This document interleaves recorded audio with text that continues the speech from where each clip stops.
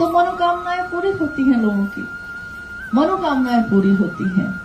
पूरे संकल्प, पूरी यात्रा में कहीं आप कभी नहीं देखिएगा कि कोई कांवड़िया दूसरे से लड़ा। उतनी देर की यात्रा में फिर जल चढ़ाया और बाहर निकला, संकल्प पूरा हो गया और फिर जगत का मामला शुरू हो गया। अब सारी चीज फिर से है, अब सारी चीजें फिर से मन में प्रवेश कर रही हैं।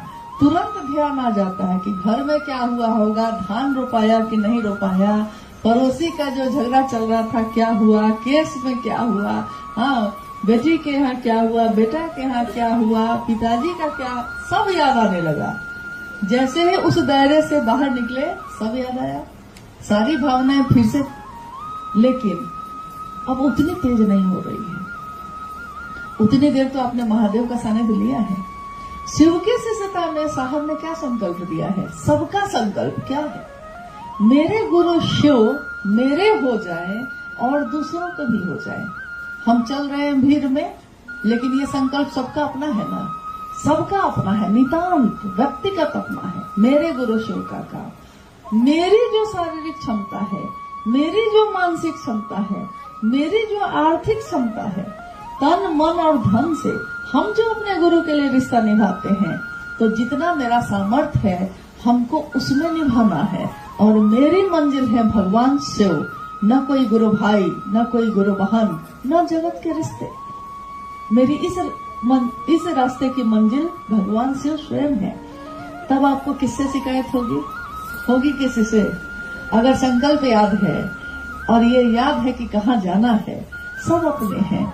हाँ, महादेव महादेव की गूंज करते चल रहे हैं और दूसरों को भी उत्साहित कर रहे हैं। बोलिए बोलिए, घायल हो गए आप? यहाँ और एक चीज सीखने की है। कोई घायल हो जाता है, किसी के पैर का नाखून उखड़ जाता है, किसी के पांवों में छाले पड़ जाते हैं, लोग रुकते हैं, फिर दवा दारू करते हैं, फिर चल देते हैं, और साथ में जो दूसरा है कोई जानता नहीं आपको, लेकिन आप घायल हो गए हैं तो रुक जाता है, आपकी मदद करता है, रुकता है, मदद करता है, यहाँ तक कि कंधे का सहारा भी देता है और कहता है अरे थोड़ी दूर और है, बस थोड़ी दूर और, चलिए ना, भले बम चलिए ना, थोड़ी दूर और है। कभी आपको हतोत्साहित नहीं करता, उत्साह बढ़ाता है। आप जा सकते हैं, आप चल सकते हैं, हम हैं आपके साथ, चलिए, और लोग चलने लगते हैं फिर से। ये सिखाता है कि अगर रास्ता एक ही हो सबका, शिव की शिष्यता का राजमार्ग है और सारी दुनिया के लोग उस पर चल रहे हैं, तो अगर हम घायल होंगे, अगर हम टूटेंगे बिखरेंगे, तो साथ चलने वाला कोई भी गुरु भाई गुरु बहन आपके लिए रुकेगा, आपकी मदद करेगा, आपका उत्साह बढ़ाएगा। कब? अगर उसी रास्ते पे आप हैं तब, नहीं तो कोई अपनी यात्रा छोड़कर आपके लिए नहीं रुकेगा। अगर आप रास्ता बदल देते हैं, अगर आप दूसरे रास्ते की तरफ मुड़ जाते हैं, तो कोई अपनी मंजिल छोड़कर उस रास्ते पे आपके पीछे नहीं जाएगा। शिव की शिष्यता का राजमार्ग है ये, मंजिल है भगवान शिव स्वयं। चलना है हमको, आपको, सबको। हम सबके अपने गुरु हैं। मेरा गुरु कर हो रहा है कि नहीं? हम अगर अपनी यात्रा पे ध्यान देंगे तो दूसरों को देखना भूल जाएंगे।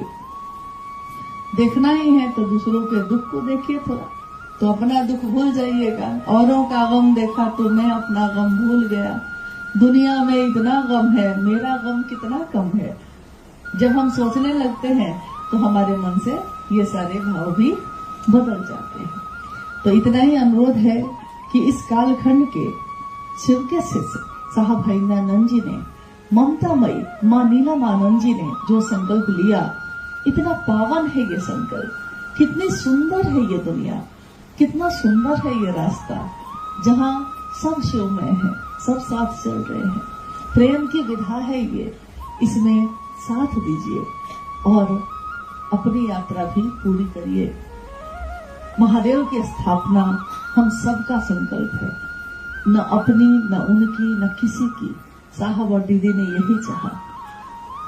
अभी आज है 22 जुलाई, 27 जुलाई को माँ नीलमानंद जी का जन्मदिन है। नाग पंचमी के दिन मनातूगढ़ में सन 1952 में 27 जुलाई को दीदी माँ का जन्म हुआ। और नागपंचमी के उस पावन अवसर पे उस बच्ची के जन्म ने अध्यात्म के रास्ते पे साहब श्री के साथ अलग ही एक भविष्य गढ़ के रखा था, जो आने वाले समय में दिखा। और साहब और दीदी के एक प्रेम के सम्मिश्रण ने एक ऐसी दुनिया बनाई, शिव शिष्यों की दुनिया, शिव शिष्यों का परिवार, एक ऐसा परिवार जिसमें जो जैसा है वैसा ही स्वीकार किया जाता है। जब हम दूसरे को बदलने की कोशिश करते हैं तो दिक्कत होती है, लेकिन जो जैसा है स्वीकार कर लिया है कि मेरा भाई ऐसा ही है, मेरी बहन ऐसी ही है, चलिए जैसे हैं वैसे ही महादेव की तरफ चलते हैं, तो रास्ता आसान हो जाता है, जीवन भी आसान हो जाता है। तो इतना ही अनुरोध करना चाहते हैं कि दीदी माँ के जन्मदिन पे हम लोग वर्षों से वृक्षारोपण भी करते आ रहे हैं। आज भी कितने गुरु भाई